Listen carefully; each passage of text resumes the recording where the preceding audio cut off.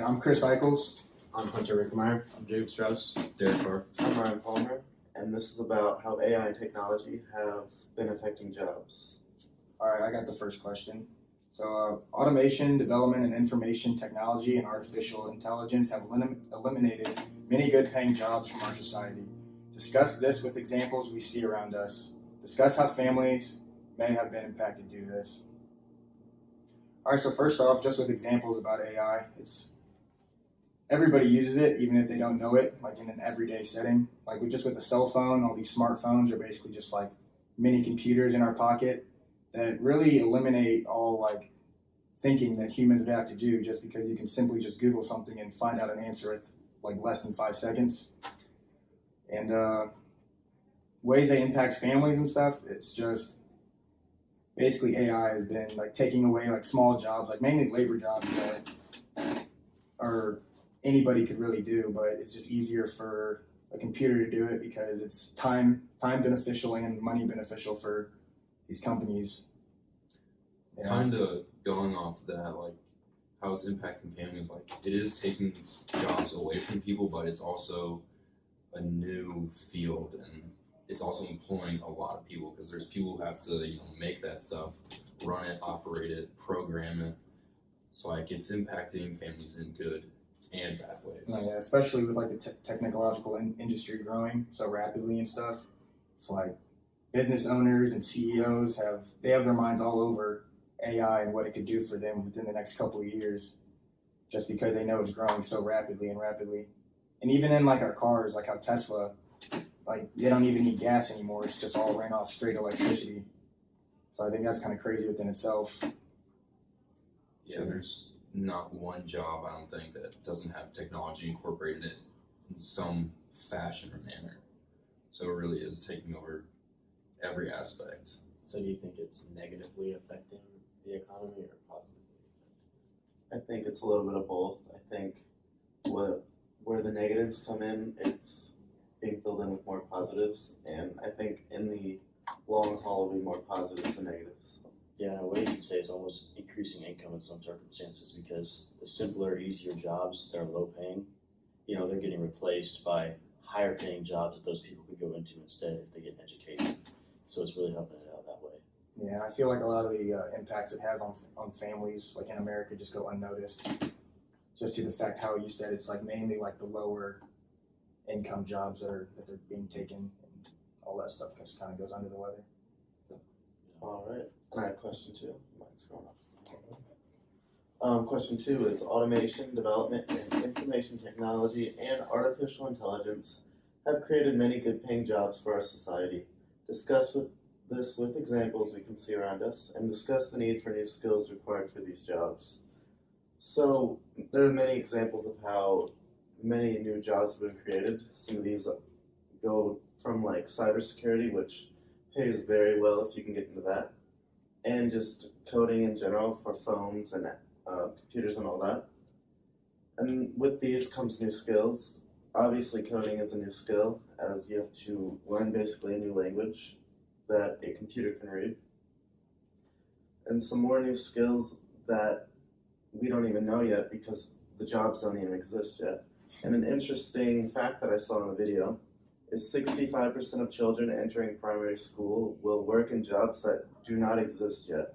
I thought that was really interesting because that means a lot of new skills will be emerging in the upcoming years, and we actually don't really have a good, precise idea of what these skills will be. The bottom line is the most vital skill. Well, there's 2 most vital skills that people have to learn. And one of these is the ability to teach yourself new skills and be flexible with them, as changing from different jobs will require you to have to know different things, and you have to be able to keep up with the technology coming out. And the second one is accessibility to learn these new skills must be equally accessible to everyone for the future generation to have the best foot forward in this industrial revolution. So how do you think, like you said, that 65% of children in middle school pretty much will be working in jobs that don't exist yet? How do you think that affects like the current job market and economic situation. So how do you think, like, in the future, these jobs that exist now will, like, compete with them? I think a good example of that is the video about the miners who went on to code websites. I think a lot of that will be happening where old jobs will be kind of outclassed by machines, But or they'll just transfer into and they'll transfer into new ones, and they'll have insight into their particular industry, which may help with these new skills. And the interesting thing about that is, when I saw that video, you know, like coding and mining, you know, they're two completely different fields, but you almost require the same skills, you know, like problem solving, critical thinking, stuff like that, and they're just getting on a routine and daily basis. So I thought that video was really cool in explaining that. And I'm actually going to go in that, the third question. And it asks, how do you think the gap between jobs created versus jobs destroyed has contributed to rising income and social inequality in our society? And do you think that this economic and social inequality is contributing to political and social discord nowadays? So for that first part of the question, how do you think the gap between these jobs created and jobs destroyed is contributing to rising income and social inequality? Well, you know, if you think about it, like I said before, the lower paying, you know, easier jobs, they're getting replaced by higher paying jobs. So a lot of these people they're almost forced, you know, to get into like, you know, teach themselves and get better education, and then get these better jobs, and they're going to make more money, and it's just going to kind of help the economy go up altogether. Now it's going to be tougher for people that don't, you know, get that education necessarily, but in the long run, it could really, you know, help out with social balance. But I do believe, though, at the same time, that it is causing some income inequality, because, you know, you got the people that are getting the better jobs, and then you have the people still stuck at the bottom, and it's that gap is just getting wider almost. And I really am not sure if that could balance out in the future, because those middle jobs are just kind of disappearing. And with that, you know, with social income inequality, you know, social inequality comes right along with it. You have the high class and low class. And honestly, for the second part of that question, do you think this economic and social inequality is contributing to political and social discord? So I gotta say I agree with that too, because like I said before, you know, once you have the high paying jobs in the upper class, and then the lower class and like no middle class, it's just gonna get apart. These people are gonna think they're better than this people. They're gonna get jealous. You know, it's just gonna cause a little bit of discord and disagreement. So. Especially since, like, going off of what you just said, like, all the lower paying, low skill jobs are being replaced with those high skill, high paying jobs. Like, that does create like a lot of tension, I feel like. Oh yeah. You know, people are losing their jobs for you know, other things, like people that are smarter than whatnot. Like, for some people like that, like people who are already in those low skill jobs, like, it's really hard to like rebound from that to like try to get like another job, if that makes sense. Like one that's involves technology, if they don't know what the.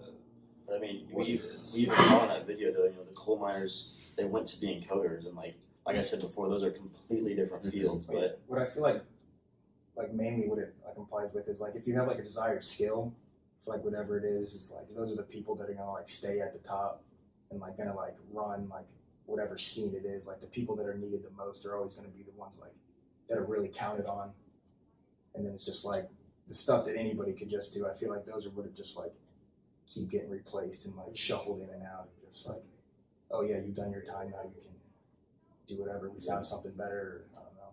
I feel like it can negatively affect people too, like families. They'll start like, it'll be like learned helplessness. They just kind of give up on the fact like they're not getting those high paying jobs, so they're just kind of accepting the fact that they're not going to it's be almost there like a to sink or sustain it, swim you know? situation. You know, they either get a good education and get a good job, or they don't, and they're immediately just at the bottom of the food chain. Yeah. So it will cause a little bit of discord there, and so that's something that will need to be worked on in the future. Yeah.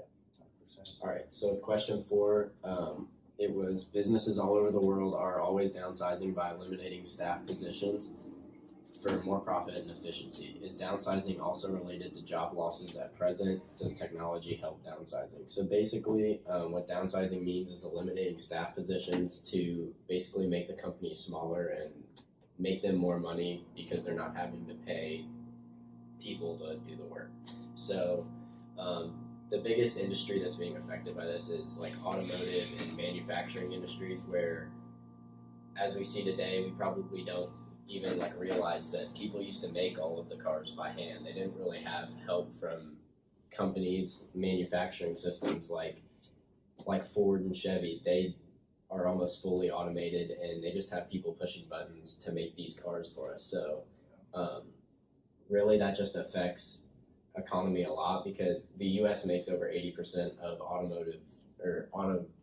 automobiles in the world. So to see these companies basically use only machines to make these cars, there's no jobs in that field pretty much. So there's really, you see a lot of downsizing in those companies, but you also see them in tech companies, because they don't need people to do that work. The computers do the work. So they have one person type in all these codes and stuff usually, and then it covers all these other fields for those technology fields. So it's like you really just see technology almost destroying that side, but it's also helping in so many different ways. So it's just making jobs harder to get, but it makes people want those jobs even more. So I won't see it as like quality versus quantity as far as jobs go, because like you can have 100 jobs, 100 low-paying jobs for people that are putting cars together all day, or you can have 10 high-paying jobs for people that program the machines that do that for them.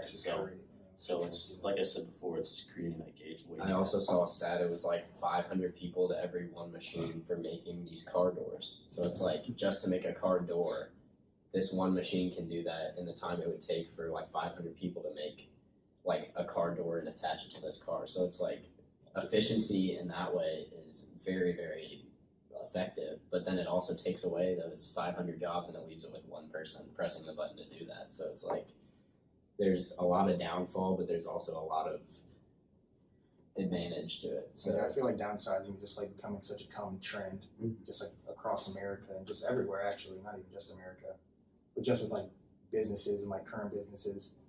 I feel like everybody's just trying to cut down on like expenses and I could see the government stepping in the future to stop some of this or create policies against it. Honestly, if it gets too out of hand. Yeah. For sure. So for question 5, it says, nowadays, job destruction due to automation, development, and information technology and artificial intelligence creates more unemployed than the number of jobs created due to automation, development, and information technology and artificial intelligence. In these challenging transitional times, what role do you think the government can do for the unemployed? And please discuss some policy options.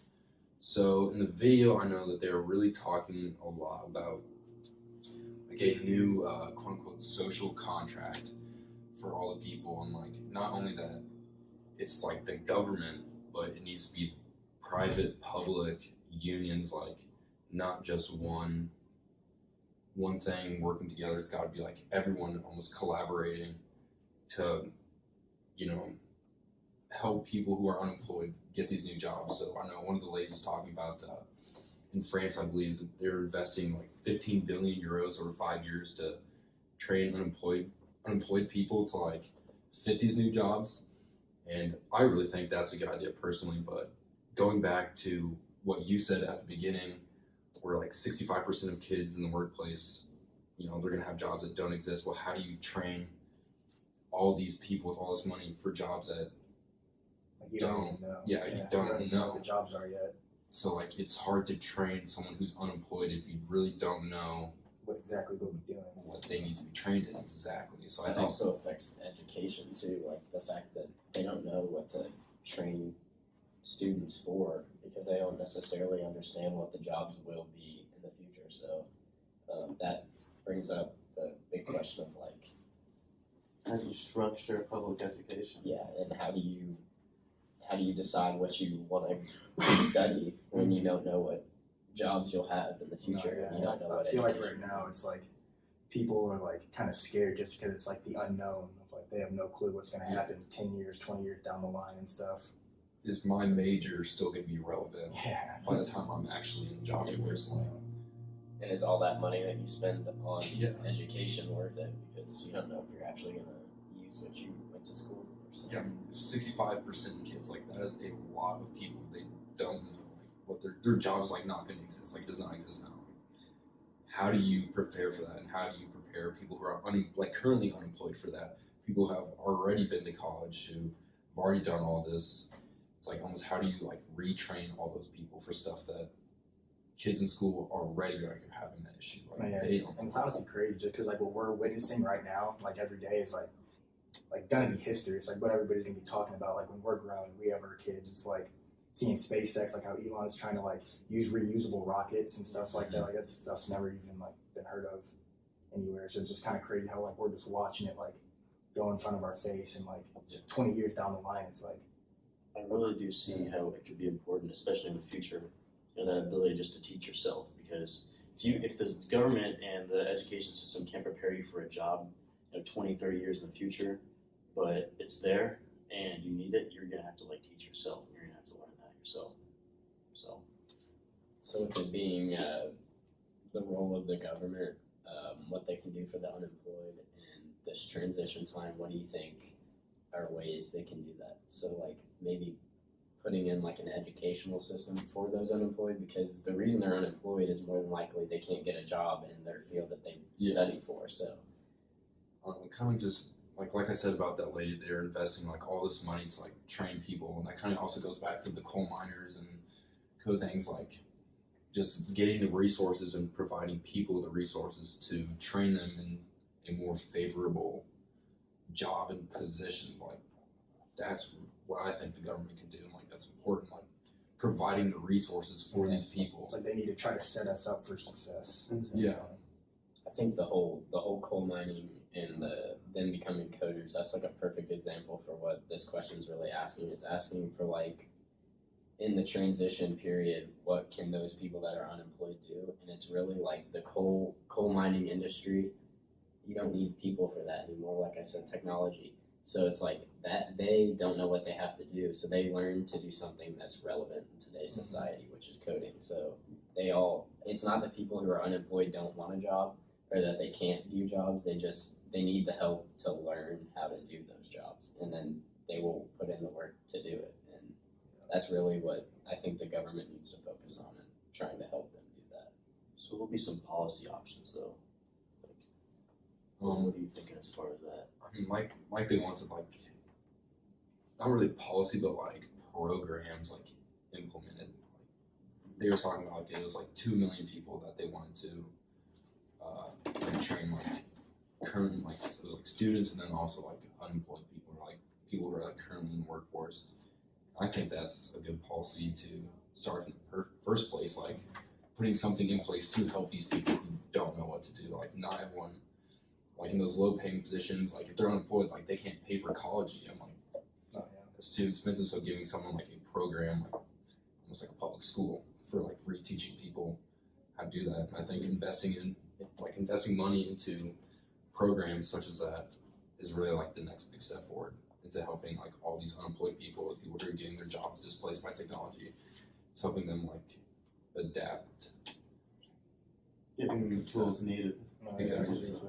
I do feel like that free education would be really helpful, but they'd have to limit the people that can expose that system. So they'd have to have like strict requirements and like background like checks on these people to see if like did they really get or were they affected by downsizing and like were they really like just put on unemployment because of the industry that they worked for, and then had they been trying to get a new job or had they just been accepting the fact that they got unemployed. So it's like, I don't know. It's a tough situation because you really can't know until something like that happens. But I do feel like there's a lot of options and there's a lot of creative people that can really come up with something to help the society as a whole become better.